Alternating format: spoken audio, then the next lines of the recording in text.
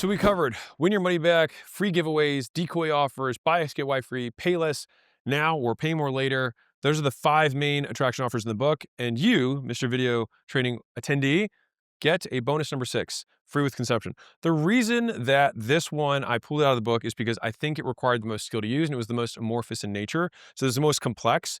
But it is one of the most used things that people have in marketing. So let's dive into it. Now, this one, same 5, how I learned it. So I went to an event for my gym to learn marketing stuff. And I went to a side stage to see one of the presenters because they had like 3 stages going at any time. So I saw this guy present and he did an entire pitch deck, but then right where you transition to the offer, he just did it because no one was allowed to pitch at this event. And so he said, "Hey, if you want to find out more, you can just go, over there and whatever." And so the thing is they weren't allowed to sell, but at that moment I wanted to buy. And I learned later that that thing was called a webinar. And I thought that was really cool. And so that was more or less how I found out that I could attend something for free and then want to buy something afterwards. So I call this free consumption to upsell. So the reason this is a little bit different is that the promise of the attraction offer is to get people and then liquidate the acquisition. Because there's a delay here, it was loosey goosey. Not that you can't liquidate within 30 days, so you can. Again, this is why I was like, anyways, it's a bonus for you guys. All right, so let's get in the description. So I'll show this image real quick. So this is like a lot of times the consumption thing is 20 minutes long to 5 days long. So it could be one free video, it could be a PDF, it could be an audio, it could be a live event, it could be a workshop, anything that someone's going to consume a ton that then they go, "Oh, this thing's free." They learn a bunch. They say, "Oh, I can do this." And then they put money down. That's how it works. Fundamentally, you're selling or giving away a selling tool. Now, effective selling tools also provide value. Bad selling tools are just pitches. Don't do that. Let's dive in. So, you give the free thing that teaches and provides value. It breaks beliefs that most people have around that particular thing. And so, the more knowledgeable you are about your customer or your prospects, the more you can systematically break their beliefs around the opportunity that you have or whatever service you provide that people get hung up on. So, think about this as like FAQs on steroids. And you want to make an offer that solves their next concern or have embedded CTAs or calls to action to take the next steps in the process. By the way, if you're watching this massive video training and you want to scale your business, we're pretty good at it. And so one, if you're a really big business, you can go to acquisition.com and hit the sell button, and we'd love to look at your business to invest in. If you're a smaller business, call it less than 10 million a year, then hit the scale button, and we'd love to help you scale from $1 million a month to beyond $1 million a month. That's an embedded CTA. That's how that works. All right. And this works for books, webinars, VSLs, events, workshops, video trainings like this, anything where you get people's undivided attention. Now, what this does is the process reverse engineers trust. The best way for someone to know that they're going to get value from you when they pay you is to give them value before they pay you. Mind blowing, I know. And so I believe that education is at the core of advertising. It's the core of marketing. It's that you help people shift their beliefs around something so that they make a decision to buy. And so the amount of time that you need is in direct proportion to the price of the thing you sell, how cold the audience is, and what that price is relative to their buying power. So for example, if I'm selling consumers, if I have a $20 thing, I might be able to sell that in a 7-second ad, direct to purchase. If I sell a $7,000 thing, I might also be able to sell that off of a 30-second ad to a $50 million a year business owner. So it depends. It's the price relative to their buying power. But if you're selling a $500 thing, if it's a physical product, maybe you can get it off of an ad. Most likely above that, you start having to add in phone sales and things like that in order to close deals. Now, to be clear, it is my belief that every customer needs a certain amount of information to buy. And so Tesla, for example, sells their cars on the internet and you can buy the car online. And so with enough brand goodwill and enough people making that are aware of the products and the reviews that you've had, the word of mouth, you can facilitate a $30, $50, $100,000 plus sale with 0 salespeople. But for every person that opts in on the Tesla site, if they also had 1,000 people calling all the people who didn't follow through with the purchase, they would make even more money. And so the idea is that marketing gets as many people over the line as you can. And for everybody who's not over the line, sales fills the gaps.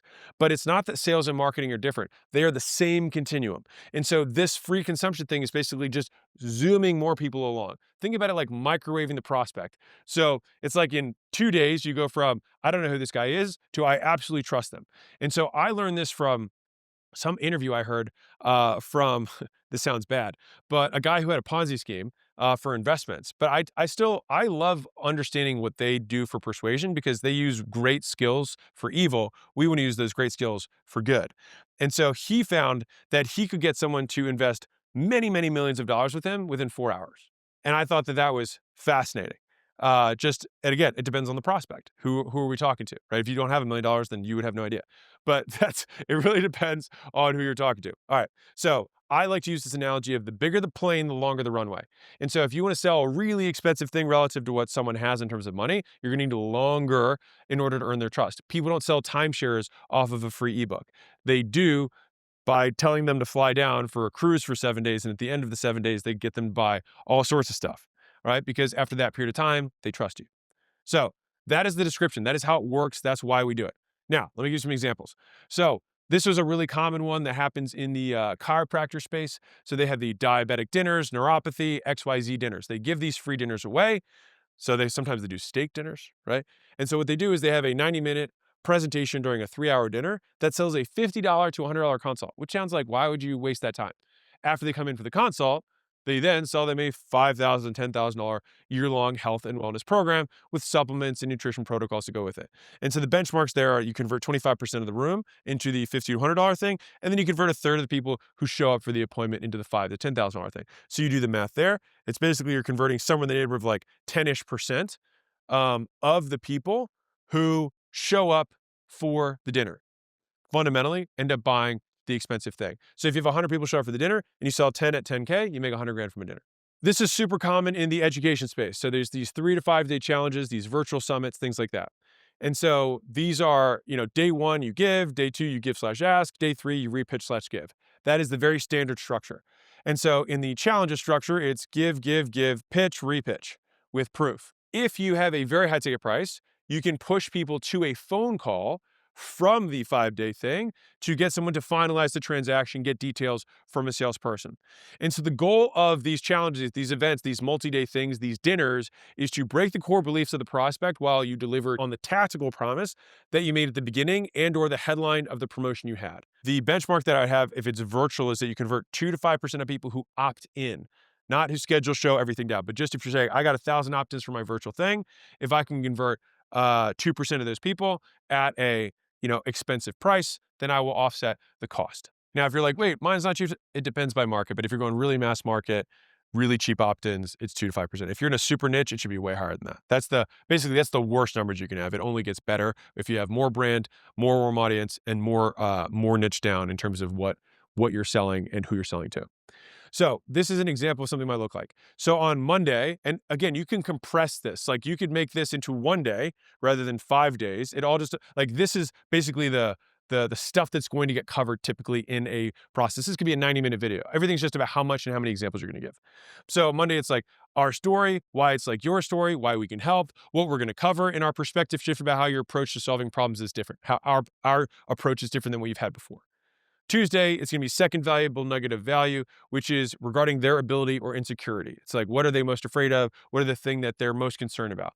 The next one is going to be the second thing that they're also concerned about. This is typically an excuse outside of themselves. So that's like, one is, I don't think I can do it. Something is, this other thing is going to block me from doing it. All right. The next one is going to be, you mentioned your core offer is going to be coming the next day. And then, of course, you pitch, and then you repitch with some sort of Q&A, which you add more proof in. That's when you invite past success stories on, you do mini case studies, and then you restack the offer. All right. So this is fundamentally how it works. Now, if you're a beginner, this is flashing Vegas lights. Okay. So by the time you're seeing this, we should have done a big school launch for people. This is more or less what I teach all the beginners to do. And you're like, wait, I thought it was complex. If you want to do it at scale, it's complex. If you want to do it one-on-one, it's the simplest way to sell. So hear me out. You could do this with one person at a time. And so you could say, hey, instead of calling it a 3 to 5 day challenge, say, I will spend 5 days with you. Doesn't have to be full days, it can be 5 1-hour sessions. You get 5 hours of my time to help you get this goal. Insert goal. On the first day, you're going to frame the fact that you're going to make an offer at the end. You say, hey, before you get going, is it okay if at the end of this whole thing, I just make you an offer of what it would look like to work with me long term? If they say no, then don't do the rest of it, right? But during that process, you should understand what their goals are, what the reasons that the obstacles have gotten in the way for them, um, and basically all the friction that they've had to deal with in the past. So this is basically like a closure framework. Clarify where they're labeling the problem, over their past pain, and then sell them the vacation being what we're going to accomplish together in the next 5 days. Explain away whatever their concerns are, reinforce decision, and then you frame the sale. All right. Sorry that was fast. You can watch it again on slow. That's what you would do on the first day. The next 2, 3 days, whatever it is, you then overcome the main beliefs that they're going to have about the things that are going to stop them. You're going to show them one-on-one. And at the end, you say, hey, ask for a referral. Anybody else so you can recap it. Hey, was this great? Then you can ask for other people who would like to go through this free thing with you. And then finally, you can make your offer. Hey, remember that thing I told you about again? Do you mind if I tell you about it now? Now, if you're a super beginner, you can just ask them, what do you think working with me for $3,000 per year would look like to you? Then they can tell you the offer. And then you can say, yeah, that sounds good. Let's do that. Right? If you have no idea, if you have 20 of those conversations, you're going to have a pretty decent idea. And then you can start making the offer. So this is the easiest way, because if you suck at sales, it's way easier to sell when you spend 5 hours with someone building value. This is exactly what I did when I started my first business. Is I told people to donate $500 to $1,000 to the charity of their choice, and I'd worked with them for 12 weeks. Those 12 weeks was one time a week for the 12 weeks, and then I pitched them at the end for staying more stuff. Now I learned I should have pitched them halfway through, and I probably could have done it in 6 weeks. Lots of things I learned, and so here there's just X amount of time you need to spend, and you can microwave it with the prospect. You can just do it in 5 days rather than 5 weeks by just compressing the time period. So these might be headlines for whatever your free thing is. So it's like free find your perfect product entrepreneurship challenge. So you could say, if you're a beginner, hey, I'll spend 5 hours with you to help you find your perfect product. What happens when someone has the perfect product? They're going to want to learn how to advertise. They're going to learn how to put it on a website. They're going to learn how to manage inventory and all the other things that go with it. When you solve one problem, you create others, which you can solve in exchange for money. And they will believe you because you fulfilled your first promise. If you're a marketing agency, it could be free 5-day, find your niche agency accounts. Like if I was trying to help people start agencies, a lot of people are like, who do I sell to? It's like, all right, by the end of the 5 days, you're going to know exactly who you're going to sell to. What else are you going to need? You're going to learn how to generate leads. You're going to learn how to sell. You're going to have to learn how to price, all these other things. And so each of these things, a lead magnet, fundamentally what this is a big lead magnet that gets people to opt in. And because it's in a short time period, people like the fact that it's fast, they're going to get this result. You can increase their perceived likelihood of achievement by saying it's one-on-one. You can add scale by adding technology and virtual summits and more automations and things like that. And at the max leverage version of this is you run these things on autopilot every hour, and everything is automated and personalized to the person. That's what the businesses that do $100 million a year are doing. But if you're starting out, you don't have to worry about show-up rates because you can just text the people and see what time they want to meet. All right, you can make this very easy. Weight loss, a plateau buster. You basically walk them through a 5-day plateau buster, what they need to do for eating and drinking and whatever else. Addiction, 5 days to substance-free challenge. Pain, 5-day pain release. Life coach, 5 days to get unstuck. It doesn't matter whatever it is. You can usually deliver a tremendous amount of value in 5 hours of time, or 90 minutes times 5 of time, and this works. So the reason, if you're like, man, why didn't you put this in the book? Because it's really long and there's a lot of stuff to it. All right. And so webinars are an example of this. It's just compressed into 90 minutes. So instead of, day 1, day 2, day 3, like day 1 is origin story, which you just put in the first 15 minutes. Day 2 is the big obstacle that most people are going to encounter. You put that in the next 15 minutes. You basically chunk your way down to 60 minutes, 45 to 60 minutes being the kind of the value piece. And then the next 30 being the pitch with the stack and everything else. All right. So the benchmark for most webinars is converting 10% of the people who show up live. All right. Strategy call. This is one where I want to be really clear. A lot of people have kind of butchered the idea of a strategy call because all sales calls are just considered strategy calls now. But you can get this by telling people that you will not ask for their card on the phone. And this works very sexily if you mean it. And then what you do is you just use your qualification call as the strategy call. And so you do qualify what problems they have, and you should be able to provide value in terms of clarifying what next things are constraining their business, whatever it is. If it's a B2B offer, it's a B2C offer, it's what thing is preventing them from hitting their goals. And at that point, you would then be able to reasonably and ethically qualify them for a sales call. But now at that point, you have provided value, and then you can make the offer just being hop on a call with the sales guy.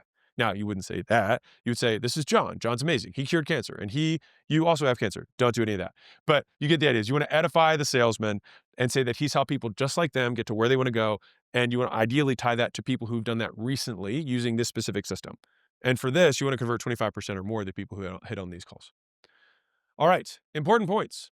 So the three beliefs that we always have to overcome with every single sale, no matter what, is people point to circumstances. They say life should be easy, and it isn't, and they get upset about it. And so it's like, I don't have the money, which is circumstance thing, because it means that they're not being resourceful. They say, I don't have the time, when really it just means that they're not prioritizing it. Everybody has the same amount of time.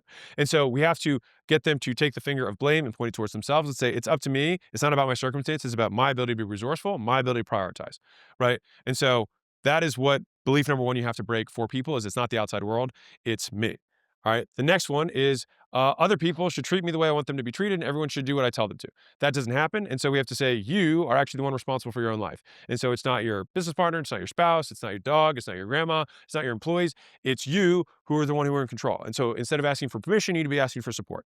And so that's fundamentally the belief that we have to help them break in this thing, that other people are going to stop them. So if someone says, oh, I wouldn't be able to do this thing because of my kids, we have to basically reorient that and say, hey, this is actually how it's going to help your kids. Hey, I can't do this because of my spouse. Actually, it's going to help your relationship with your spouse. We have to reframe what they say, and that would be the second big belief. The third big belief is going to be self, which is I can't do this. I'm afraid, right? What happens if I fail? And so we want to get them to confront the decision, give them the variables that it takes to make a logical decision, and make them feel that this is actually a decision that is not rushed at all. It's something that they've been making a long time ago. Today is just the first day they're taking action on it. And so when breaking beliefs, you want to teach concepts, not tactics. This is a big mess up that most people do when they have this free value thing. The reason is that everyone gets value from concepts. Only executors get value from tactics. So, summary. Learn how to break the beliefs, which, by the way you break a belief is you say, this is what you used to believe. This is why it's wrong. This is what's right. This is why it's right. Proof. 5 steps. This is what you believe. This is why it's wrong. This is what's right. This is why it's right. Proof. So provide excessive value, teaching concepts that underpin whatever you sell. This is an education process to create your ideal prospect and ward off people who are not your ideal prospect. So if you get people in and you're like, oh, I'm losing people. If they're the right people, that's bad. If they're the wrong people, that's good. And these can be added to any sales process in any business to increase close rates and the average ticket sold.